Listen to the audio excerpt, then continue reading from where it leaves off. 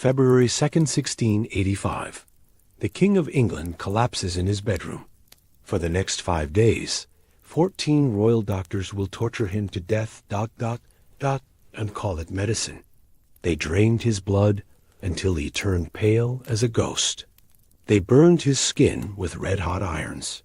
They forced him to drink liquid extracted from a human skull. They drilled into his head, blistered his feet, and poured ammonia down his throat. If you think medieval torture was bad, wait until you see what doctors did to royalty. Subscribe before this gets darker. This is the true story of how King Charles II was murdered by the men sworn to save him. Sir Charles Scarborough knelt beside the king's bed and reached for Charles's right arm. A servant positioned a porcelain bowl beneath it, the white surface gleaming in the morning light. Another servant tied a leather strap tightly around the king's upper arm, causing the veins to swell and darken against his pale skin. The room fell silent, except for Charles's labored breathing. Scarborough pressed his finger against the bulging vein at the crook of the king's elbow, feeling for the strongest pulse point. Satisfied, he positioned his blade. With one swift motion, he opened the vein. Dark red blood began to flow, streaming into the bowl in a steady ribbon. The physicians watched intently, counting the seconds, monitoring the flow. In their minds, they were watching poison drain from their king's body. Every ounce of blood removed was an ounce of disease expelled. They would later record that they took exactly 16 ounces before noon, nearly a full pint. For context, a single blood donation today is typically 1 pint, and donors are required to wait 8 weeks before giving again. Charles had been awake less than 4 hours, and already a pint of his blood was gone. But the doctors weren't satisfied. 16 ounces from a single vein was merely the beginning. They needed to attack the problem from multiple angles, draw the corrupt humors from different parts of the body simultaneously. This required a technique called cupping. Servants brought forward a set of small glass cups, each about the size of a teacup. The physicians heated these cups over candles until the glass was almost too hot to touch, then pressed them firmly against Charles's bare shoulders and back. As the air inside cooled, it created a vacuum, sucking the skin upward into the glass dough. The effect was immediate and visible, the king's skin turning deep purple beneath each cup, blood vessels bursting just beneath the surface. After several minutes, they removed the cups, leaving perfect circular bruises across Charles's back. But this alone wasn't enough to release the bad humors. The skin needed to be broken. Using small surgical blades, the physicians made shallow cuts across each bruised circle, a technique called scarification. Fresh blood welled up from the cuts, trickling down Charles's back in thin streams. They collected 8 more ounces this way. By midday, the King of England had lost 24 ounces of blood, nearly 3 full cups. To put this in perspective, losing 30% of your blood volume typically sends a person into hypovolemic shock. Charles had lost approximately 15% of his total blood volume in less than 4 hours. His skin, already pale from the stroke, now took on a grayish, almost translucent quality. His pulse became rapid and thready. His breathing grew more shallow. He drifted in and out of consciousness, too weak to protest even if he could speak. The physicians nodded to one another, satisfied. The dangerous excess was draining away. But blood alone wouldn't be enough. The corrupt humors weren't just in his veins. They had settled throughout his body, in his organs, his skin, his very flesh. To save their king, they would need to burn them out. While Charles lay weakened from blood loss, servants brought in a wooden box filled with small glass jars. Inside one jar was a greenish paste that gave off a pungent, acrid smell. The physicians called it cantharides, though it had a more common name, Spanish fly. This paste was made from crushed blister beetles, insects whose bodies contained a chemical so caustic it would burn through human skin on contact. In small doses, it was thought to be an aphrodisiac. In the doses the physicians were about to apply, it would raise enormous, painful blisters across the king's flesh. Dr. Edmund King took the jar and began spreading the paste across Charles's shaved scalp. Yes, they had shaved his head completely bald earlier that afternoon, scraping away his dark hair to expose every inch of skin. The theory was simple. If corrupt humors were rising to the brain, the skull needed to be open to the air, needed to be accessible for treatment.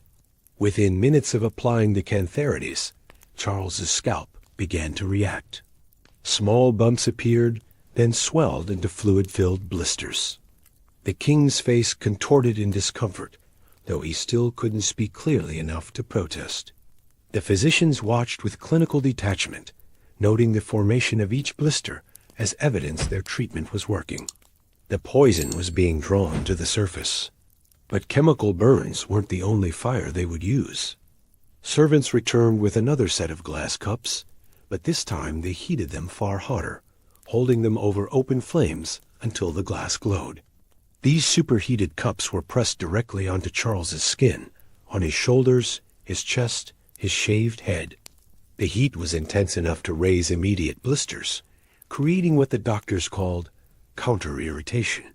The idea was that by creating a new injury on the outside, the body would redirect its attention away from the internal disease.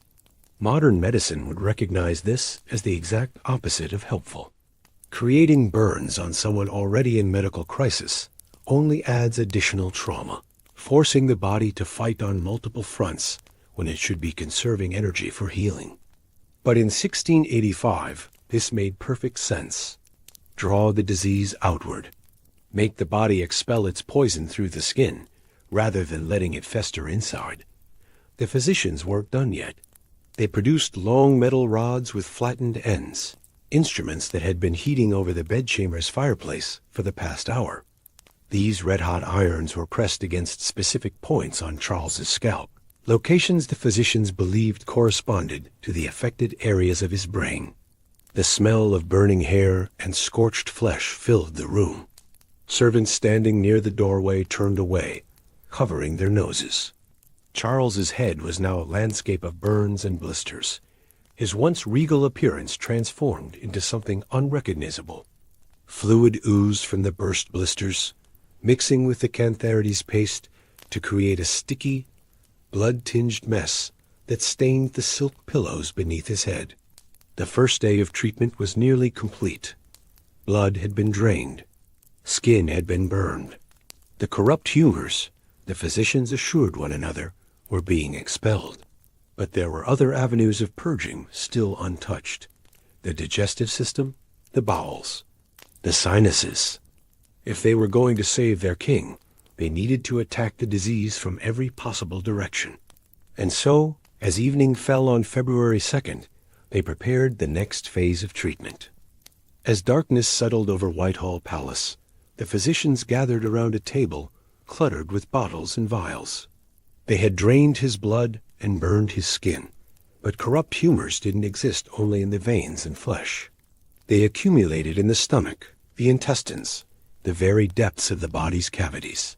These internal poisons needed to be expelled, and there were well-established methods for doing so. Violent methods.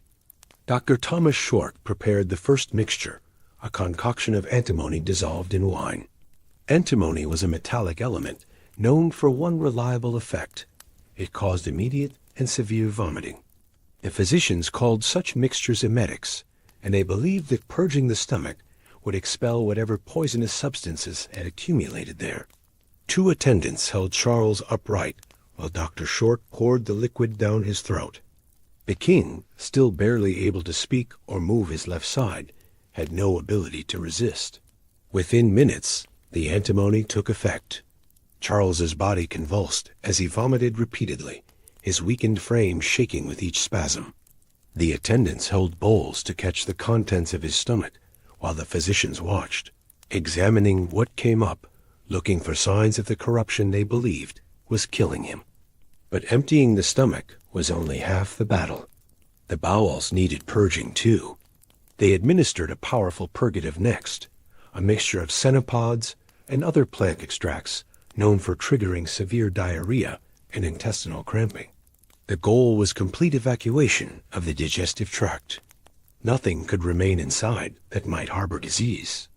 Charles, already exhausted and dehydrated from blood loss, now faced hours of uncontrollable bowel movements that left him even weaker. When oral medicines weren't working fast enough, the physicians resorted to enemas. Multiple times throughout that first night, attendants administered these rectal infusions, forcing fluids into Charles's body through the most invasive means possible. Each enema triggered another round of cramping and expulsion. The king's bedding had to be changed repeatedly. His dignity, already stripped by illness, was now completely gone. But the physicians had one more pathway to exploit: the sinuses and respiratory system. They believed that irritating the nasal passages would cause violent sneezing, which would help expel corrupt humors from the head. To achieve this, they blew a fine powder directly up Charles's nostrils using a thin tube. The powder, likely made from ground pepper and other irritants, caused immediate and intense sneezing fits. Charles's weakened body jerked with each sneeze, his head throbbing from the force of it. And then came perhaps the strangest treatment of all. Servants were sent out to the palace gardens with orders to capture pigeons. When they returned, the birds were killed and their droppings carefully collected. These droppings were then applied to the soles of Charles's feet and held in place with cloth bandages. The medical theory was that pigeon excrement had properties that would attract falling humors downward, drawing the disease away from the brain and toward the extremities where it could be safely expelled.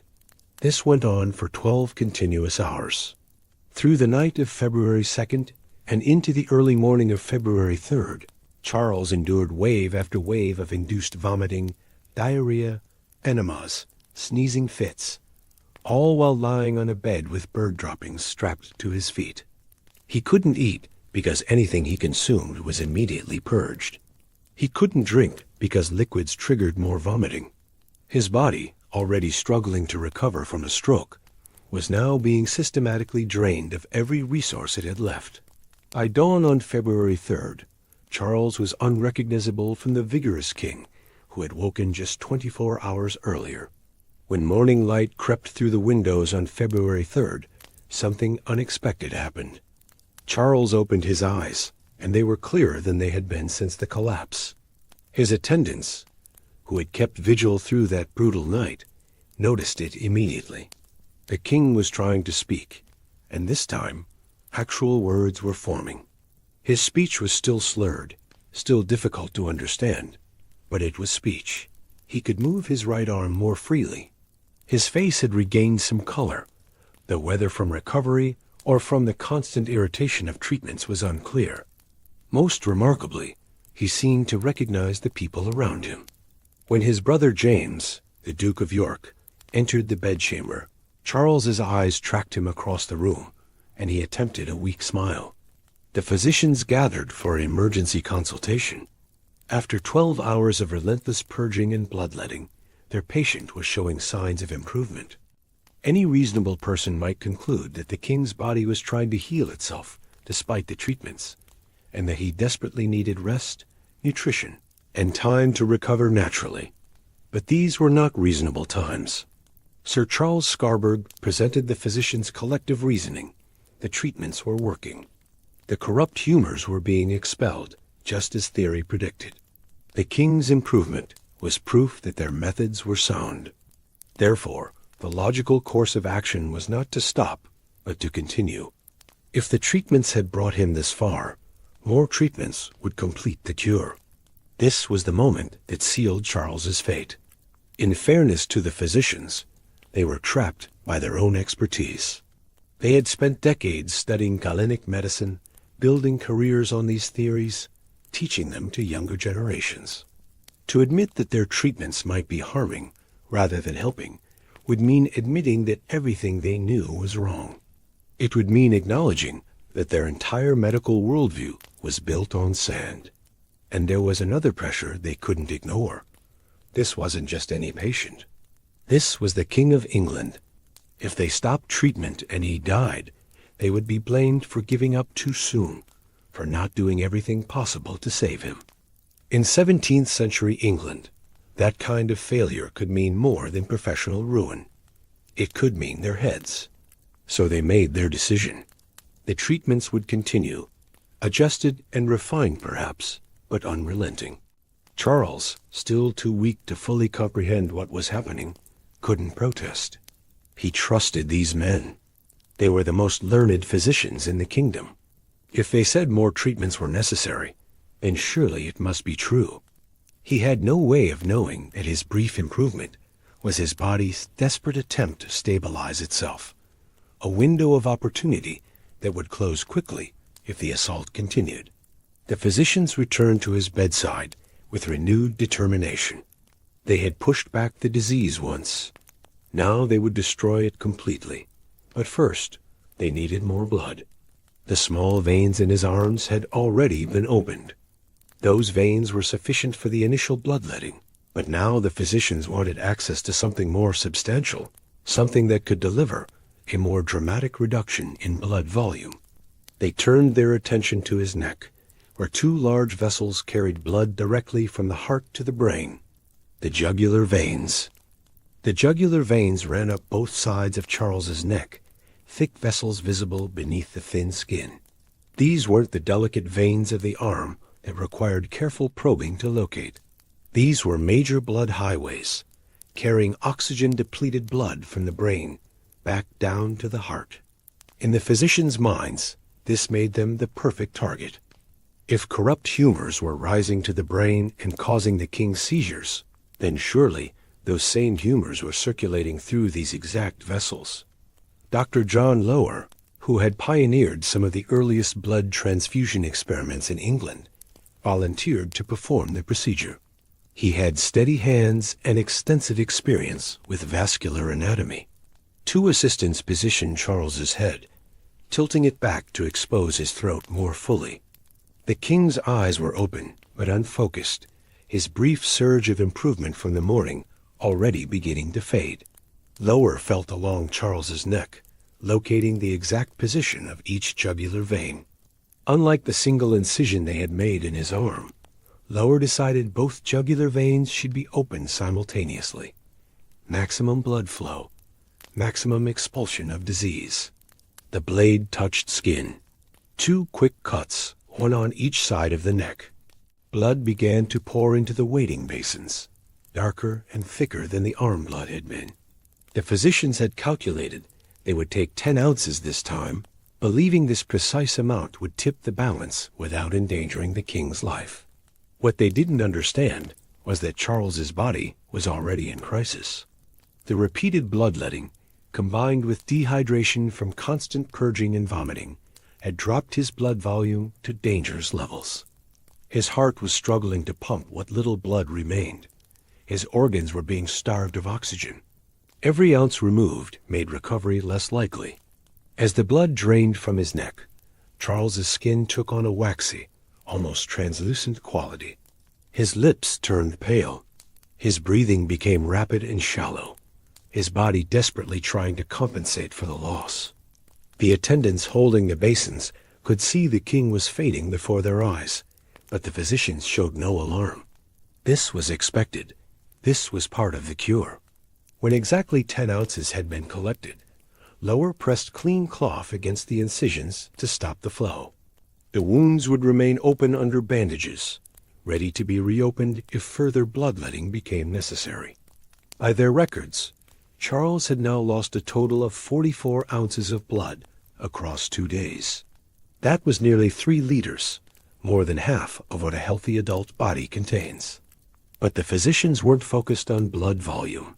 They were focused on balance, on restoring harmony to the humors. And blood was only one component. The other humors, the phlegm and bile, also needed regulation. This required a different approach entirely. It was time to turn to medicines. Not the clean, precisely dosed pharmaceuticals of modern times, but the bizarre concoctions of 17th century medicine. Mixtures based on sympathetic magic, ancient texts, and wild theories about how substances interacted with the human body. Some ingredients came from gardens and apothecaries. Others came from far stranger sources. The physicians began preparing their potions, and each one was more grotesque than the last. On the table beside Charles's bed, a collection of bottles and jars accumulated throughout the day. Each contained a different remedy, prepared according to recipes passed down through generations of physicians. These weren't the violent purgatives used earlier. These were meant to be curative, substances that would strengthen the king's weakened body and restore the balance his physicians believed would save his life. The first mixture contained black cherry water infused with peony flowers. The peony had been used since Roman times as a treatment for seizures and brain disorders. The physicians believed its essence could calm the overactive nerves in Charles's head. They poured the dark red liquid between his lips, tilting his head back to help him swallow. The king's throat worked weakly, trying to keep the fluid down despite his body's urge to reject everything. Next came a preparation that seemed almost magical in its luxury. Crushed pearls mixed with powdered sugar. Pearls were considered precious, not just for their beauty, but for their supposed medicinal properties. Ground into fine powder, they were thought to absorb toxins and purify the blood. The physicians mixed several valuable pearls into a paste and spooned it into Charles's mouth. The gritty texture must have been unpleasant, but Charles was too weak to refuse. Throughout the afternoon, they administered a steady rotation of drinks. White wine infused with nutmeg appeared at regular intervals. The nutmeg was believed to stimulate brain function and prevent further seizures. Between doses of wine came mixtures of barley water, meant to soothe the digestive tract that had been ravaged by days of induced vomiting and purging. The physicians also employed flower essences. Lavender water was dripped onto Charles's tongue every few hours, based on the theory that its calming properties would quiet the storm in his brain. Rose water followed, thought to cool excessive heat in the body. Each administration was carefully timed and recorded in the physician's notes. More exotic ingredients made their way into the rotation. Mallow root, boiled until it released a thick mucilaginous liquid, was given to coat and protect the stomach lining. Almond milk, painstakingly prepared by grinding almonds into paste and straining the result, was meant to provide gentle nutrition without taxing the digestive system. Some preparations bordered on the absurd. They gave him something called theriac, an ancient compound that supposedly contained up to 70 different ingredients, including viper flesh, opium, and numerous herbs. It had been considered a cure-all since the time of the Roman Empire, though no one could quite explain how or why it worked. The physicians kept detailed records of every substance administered, noting the time, the quantity, and Charles's response. In their minds, they were conducting careful scientific medicine. They were following established protocols, using remedies that had been trusted for centuries. But Charles wasn't getting better. Despite the pearls and flowers and exotic compounds, despite the careful timing and precise measurements, he was getting worse. His brief improvement on the morning of February 3rd was now a fading memory. By evening, he had slipped back into semi-consciousness, his responses growing weaker with each passing hour. The physicians exchanged worried glances. They had bled him, burned him, purged him, and given him every remedy in their considerable arsenal. Yet the king continued to decline. Clearly, they decided the disease was more powerful than they had anticipated. More extreme measures would be necessary. They would need to go beyond conventional medicine and into the realm of the truly bizarre. February 4th dawned gray and cold over London. Inside the royal bedchamber, Charles had barely slept. What little rest he managed was interrupted by attendants checking his pulse, administering medicines, changing his bandages. The burns on his scalp had begun to ooze and crust over. The wounds on his neck, where they had opened his jugular veins, throbbed with each heartbeat. He existed in a fog of pain and exhaustion, drifting between wakefulness and delirium. Then, mid-morning, his body seized again. It started with a tremor in his right hand, the hand that still had some function. Within seconds, the tremor spread up his arm to his shoulder, then across his chest. His back arched violently off the mattress. His eyes rolled back. The convulsions were shorter than the first episode 2 days earlier, but to the physicians watching, they represented a catastrophic failure. Everything they had done, all the bloodletting and purging and burning, had not stopped the disease from striking again. The physicians huddled in urgent conference. They had exhausted the conventional remedies. The standard treatments had been applied with textbook precision, yet the king was dying before their eyes. If they were going to save him, they needed to reach beyond the ordinary pharmacopoeia and into the realm of ancient, powerful substances that were rarely used except in the most desperate circumstances. Dr. Jonathan Goddard spoke up. He had recently returned from travels in Europe, where he had studied with physicians who still practiced the old ways, the remedies based on what they called sympathetic magic. He proposed something that made even his colleagues uncomfortable: spirit of human skull. This was not a metaphorical name. It was exactly what it sounded like. The preparation was made from the skull of a man who had died a violent death and whose body had never received proper burial. According to texts dating back to Pliny the Younger, the skull retained the life force of its owner, and liquid extracted from it could transfer that vitality to a dying patient. The violence of the death was important.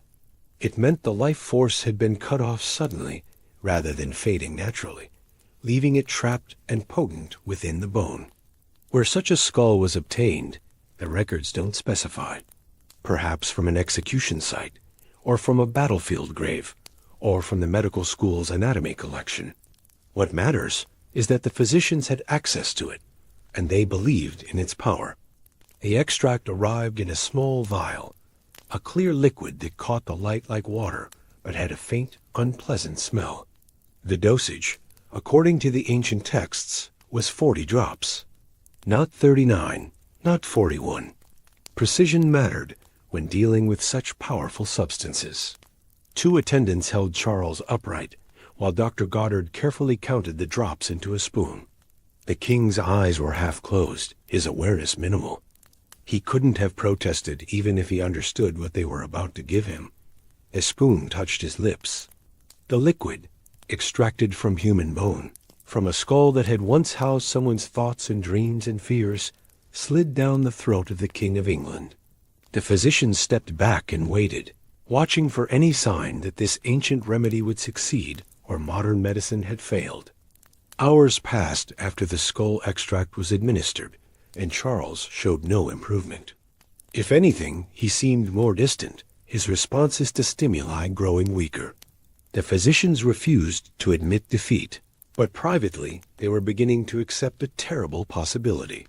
The King of England might die despite their best efforts. Yet they couldn't say this out loud. Not to the court, not to Charles's family, and certainly not to each other in any official capacity. In 17th century England, predicting the death of the monarch was considered treason. Even physicians, even when speaking medical truth, could face severe consequences for openly declaring the king would not survive. So they maintained a facade of confidence while desperately searching for anything that might actually work. Dr. Edmund King suggested the bezoar stone. The bezoar was legendary in medical circles, spoken of in hushed, reverent tones. It wasn't a medicine that could be prepared in a laboratory or grown in a garden. It was a stone, formed naturally in the stomach of a goat, but not just any goat. It had to come from a specific breed found in the mountains of Persia or the East Indies, animals that fed on particular herbs and plants. Over years, layers of minerals and plant matter would accumulate around a small nucleus in the goat's intestine, building up like rings in a tree until the smooth, hard stone formed. These stones were extraordinarily rare and correspondingly expensive. A single bezoar stone could cost more than a working man's annual wages. They were kept in ornate cases, passed down through families, treasured not just for their rarity, but for their supposed power. the power to neutralize any poison. Medieval physicians believed that bezoars had an almost magical ability to detect and counteract toxic substances. If someone had been poisoned, placing a bezoar stone in their drink or having them swallow it directly would supposedly draw out the poison and render it harmless. The theory was that the stone had absorbed so many medicinal herbs during its formation that it became a universal antidote. To the physicians treating Charles, this made perfect sense. They had been trying to expel corrupt humors, poisonous substances accumulating in the king's body. What if some poison remained that their treatments couldn't reach? The bezoar would find it and neutralize it from within. A servant brought forth the royal collection's bezoar stone, kept in a small velvet-lined box.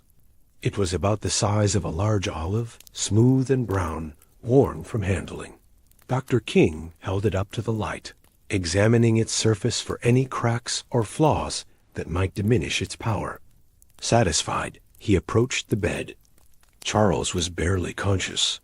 His mouth hung slightly open, his breathing shallow and irregular. They closed his mouth and massaged his throat, forcing him to swallow. The stone was now inside the King of England's body, where it would supposedly work its miracle. Dr. Scarborough turned to the assembled courtiers who had been watching from the doorway. His voice was firm, confident, carrying none of the doubt that must have been gnawing at him.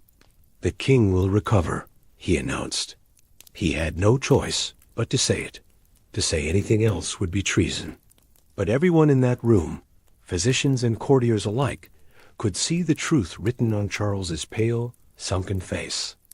By the morning of February 5th, Charles had been under continuous medical treatment for nearly 72 hours. The bezoar stone had passed through his system without producing any miraculous cure. The skull extract had done nothing. The endless rotation of herbal drinks and exotic compounds had failed to halt his decline. He lay motionless in his bed, barely recognizable as the man who had collapsed 4 days earlier. His shaved head was covered in crusted burns and weeping blisters. The bandages on his neck, where they had opened his jugular veins, were stained dark. His skin had taken on a grayish, waxy appearance that even the attendants found disturbing. When they checked his pulse, it was rapid but weak, fluttering like a bird's heartbeat. Most alarming was his level of consciousness. Charles was slipping away. He no longer responded to his name. His eyes, when open, stared at nothing. Occasionally, his lips would move as if trying to form words, but no sound came out. The brief moment of clarity on the second day seemed like a distant memory, perhaps even a cruel illusion. The physicians gathered for another consultation, and this time their confidence had visibly cracked. Dr. Lower's hands trembled slightly as he recorded the king's vital signs. Dr. Short kept glancing toward the door, as if hoping someone else would arrive with answers. Even Sir Charles Scarborough, who had maintained such certainty throughout, looked haggard and uncertain. But they couldn't stop. To stop would be to admit failure, and failure meant not just the death of their patient, but potentially the end of their careers, their reputations, perhaps even their freedom. So they did what physicians had done for centuries when faced with a dying patient and no clear path forward. They did more of everything. More blisters were raised on his skin with heated cups, adding fresh burns to the landscape of existing wounds. Another enema was administered, though Charles's body had nothing left to expel. They forced another emetic down his throat, triggering weak, painful retching that produced only bile and stomach acid. And yes, they took more blood. Not from the neck this time. Those veins had been traumatized enough. They returned to his arms, opening new incisions to drain a few more precious ounces. The blood that flowed was darker than before, sluggish, the sign of a body struggling to maintain even basic circulation. Between treatments, they continued the rotation of medicines. More lavender water, more barley preparations, more powdered pearls. Each remedy was administered with decreasing hope and increasing desperation. The physicians were no longer following a treatment plan. They were throwing everything they had at a problem that refused to be solved. The courtiers who gathered outside the bedchamber could hear the activity inside, the murmured consultations, the clink of glass bottles, the occasional sound of the king's labored breathing. Word had spread throughout London that the king was dying. Churches held prayer services. People gathered in the streets, sharing news and rumors. Inside Whitehall Palace, the atmosphere was thick with dread. As evening approached on February 5th, the physicians finally had to confront what they had been denying for days. Nothing was working, and they were running out of time. On the evening of February 5th, something shifted in the physician's approach. Perhaps it was exhaustion. Perhaps it was the dawning realization that Charles was beyond saving. Or perhaps, after 4 days of watching their king suffer, a small spark of compassion finally broke through their rigid adherence to medical theory. For the first time since the collapse, they decided to give him something for the pain. The remedy was called Jesuit's powder, named after the Jesuit missionaries who had brought it back from the New World decades earlier. Its primary ingredient was the bark of the cinchona tree, native to Peru, which contained quinine. Unlike the bizarre concoctions of crushed pearls and human skull extract, this was actual medicine.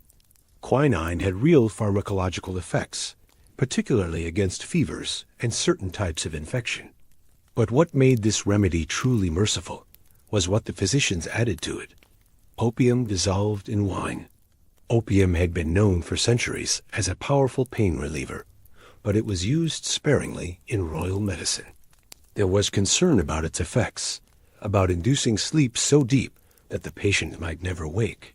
The physicians had avoided it throughout Charles's ordeal, believing that keeping him conscious was essential to fighting the disease.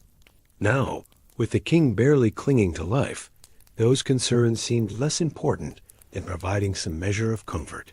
They prepared the mixture carefully, measuring the opium with precision. Too little would do nothing.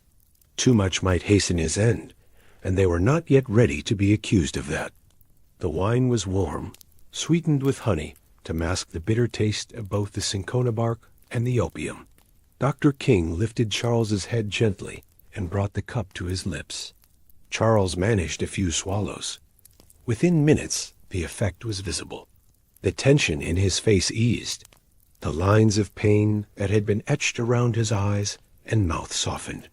His breathing, which had been rapid and shallow, became slower and deeper. For the first time in 4 days, the King of England appeared to be resting rather than suffering.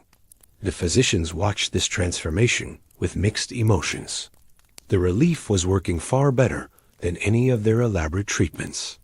The opium was doing what their bloodletting and burning and purging had failed to do.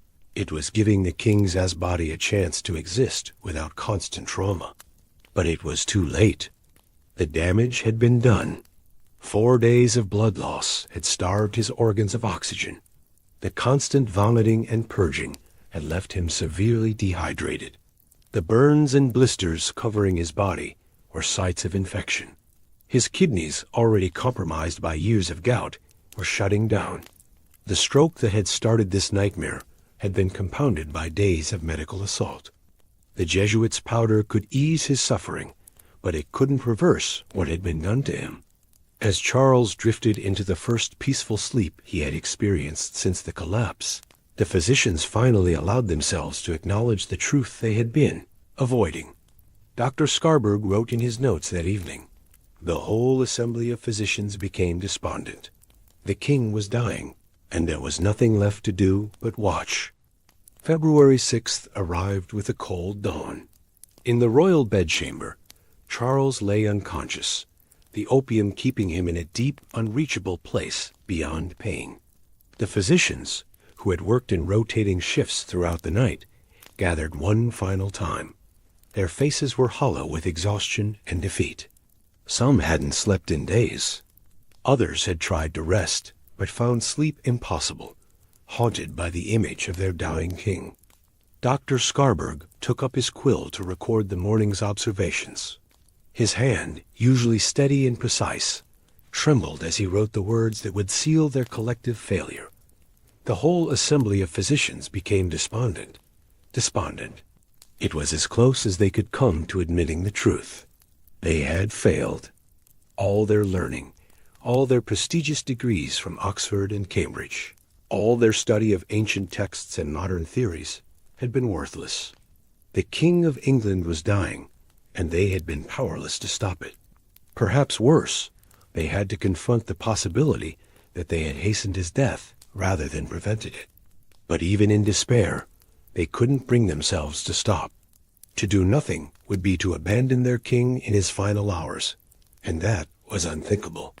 So they made one last, desperate attempt, throwing aside all remaining caution and restraint. They bled him again. Not carefully measured ounces this time, but a massive final bloodletting that left him nearly bloodless. Charles's veins, so full and healthy just 5 days earlier, now yielded only sluggish trickles of dark fluid. His body had nothing left to give, yet they kept draining, as if enough blood loss might somehow shock his system back to life. Then came the most desperate measure of all. Servants were sent running through the palace grounds and into the nearby apothecary shops with instructions to gather everything that might possibly have medicinal value. They returned with armfuls of plants, roots, dried herbs, animal parts, minerals, anything the physicians could think of that hadn't yet been tried. The physicians ground these into pastes, boiled them into extracts, mixed them into tinctures. They were no longer following any medical theory. They were simply hoping that somewhere in this chaos of ingredients, something might trigger a miracle. Each new concoction was poured down Charles's throat, though he was too unconscious to swallow properly. The liquids pooled in his mouth and dribbled down his chin. In a final act of desperation, they administered ammonia. This was smelling salts taken to an extreme, a harsh chemical designed to shock someone into consciousness. They poured it directly down his throat, hoping the burning sensation would jolt him awake, would force his body to fight back. Charles didn't respond. His body, after 5 days of relentless assault, had shut down its ability to react to anything.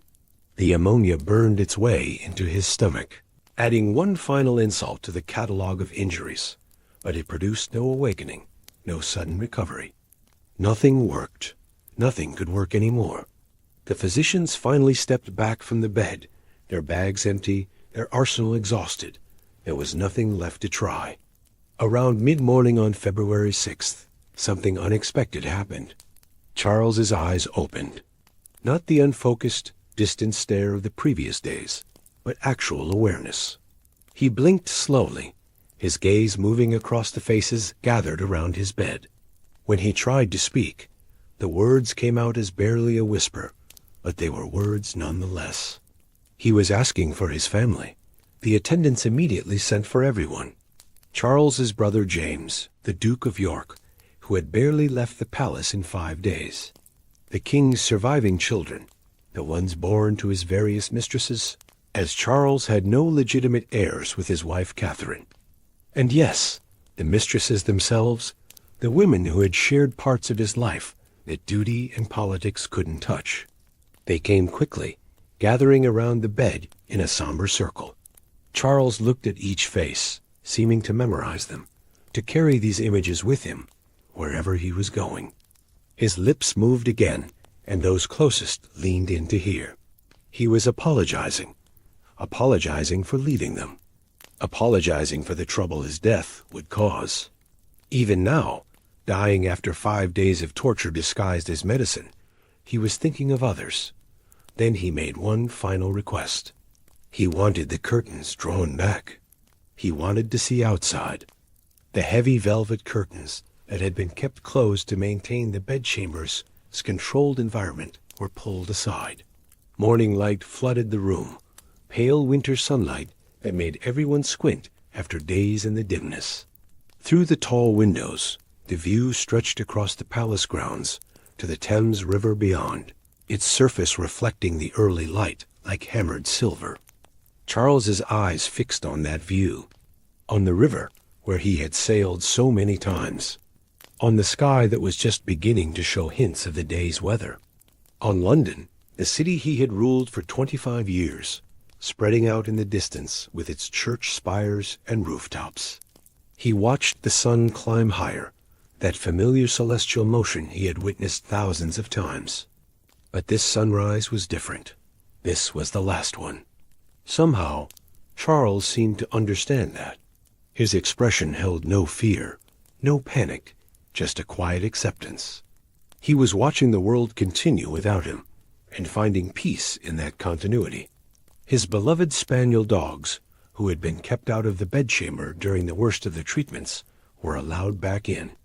They jumped onto the bed, curling against his side as they had done countless times before. Charles's right hand, the one that still had some movement, rested on the nearest dog's head. The simple comfort of that touch, of something warm and alive and familiar, seemed to ease him. The room fell silent except for Charles's breathing, and the occasional whimper from the dogs, who sensed something was wrong. The physicians stood back, finally allowing their patient this moment of peace without intervention. The family members held hands, wiped tears, waited. Outside the window, London went about its morning. People walked the streets, vendors called out their wares, the river carried boats to and from the docks.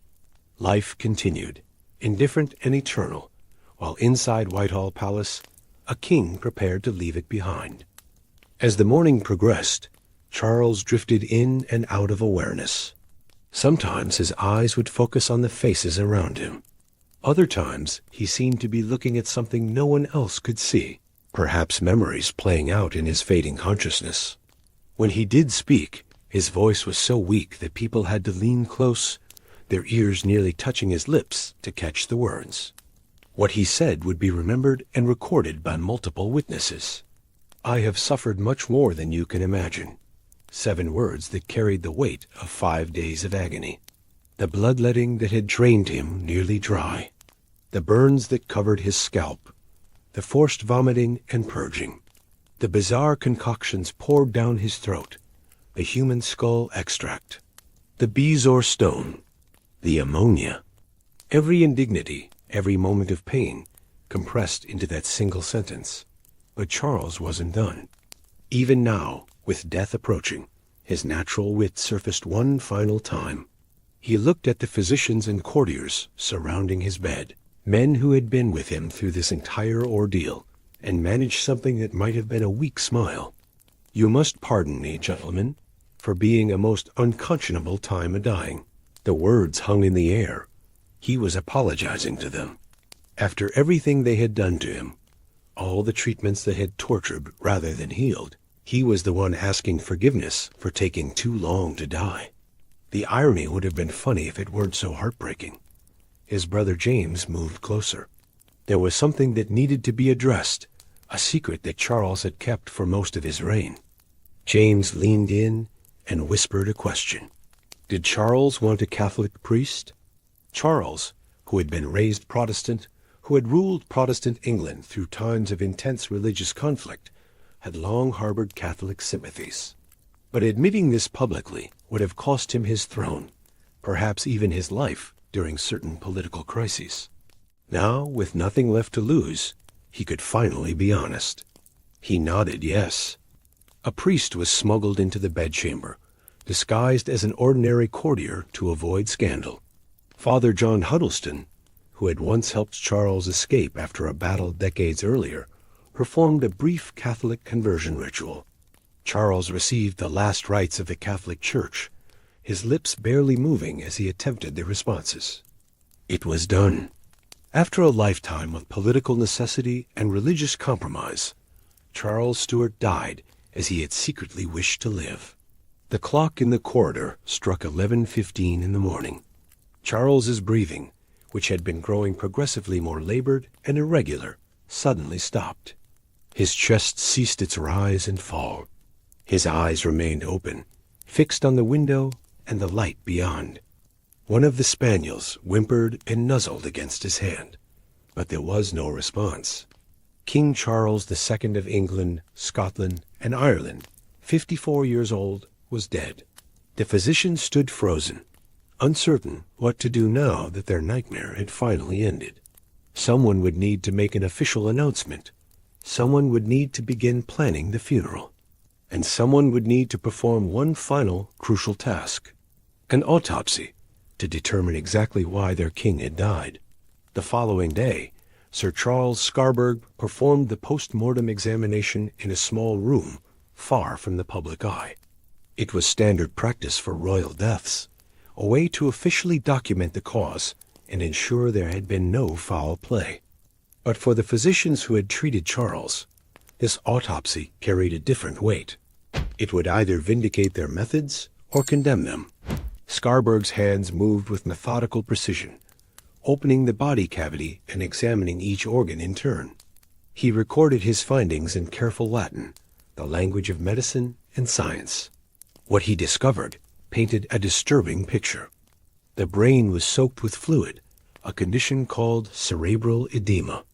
The blood vessels within were dangerously engorged, swollen with blood that had nowhere to go.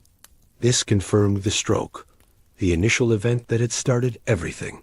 But it also showed that the bloodletting, rather than relieving pressure, had likely caused the remaining blood to pool in dangerous places. The lungs told their own story.